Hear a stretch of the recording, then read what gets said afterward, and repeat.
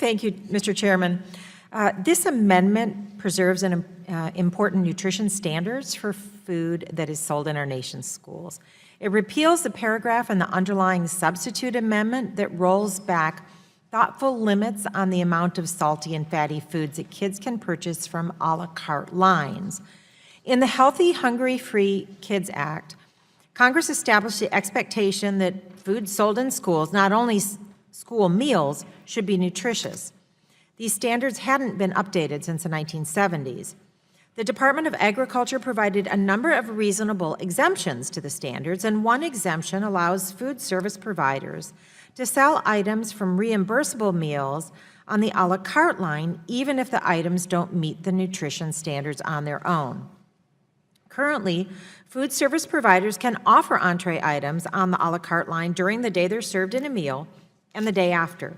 For example, if a school cafeteria offers pizza for lunch on Monday, it can sell slices a la carte on Monday and Tuesday, even though pizza alone might not be especially healthy.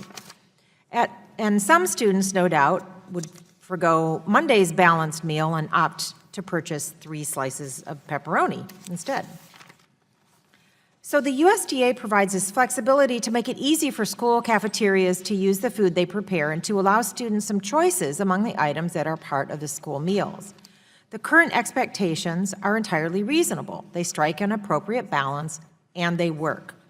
A number of studies have shown that asking schools to sell healthy snacks and a la carte items does not affect the revenues of food service programs, and more importantly, kids are eating more fruits, vegetables, and whole grains and developing lasting, healthy eating habits. Healthy snacks help address childhood and adult obesity, as well as the cost of treating ailments associated with obesity. Nonetheless, the legislation we're considering today would let school cafeterias sell meal items on the a la carte lines any day of the week. This punches a big loophole in the nutrition standards. So the pizza that's sold in a meal on Monday could be then purchased separately on Monday, Tuesday, Wednesday, Thursday, and Friday. Now, this is important because nutrition standards for meals are based on weekly averages.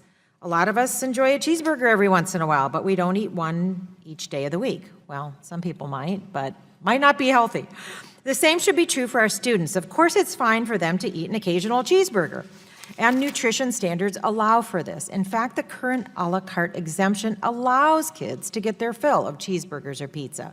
There's simply no reason to undo a reasonable, workable limit on less than healthy foods and tell our kids it's okay to eat the same thing that might not be healthy every day of the week, especially at a time when 1/3 of our children are overweight or obese. And when I was in the state legislature, we worked on school nutrition issues, and some of the best testimony came from the students who came in and said, we sit in nutrition classes and learn about what's healthy. We expect to get healthy food at school. So I encourage my colleagues to support this amendment, which will keep in place a common sense and workable expectation that students who purchase items from their cafeterias a la carte lines have access to balanced and nutritious foods on the other days of the week. Thank you very much, Mr. Chairman, and I yield back.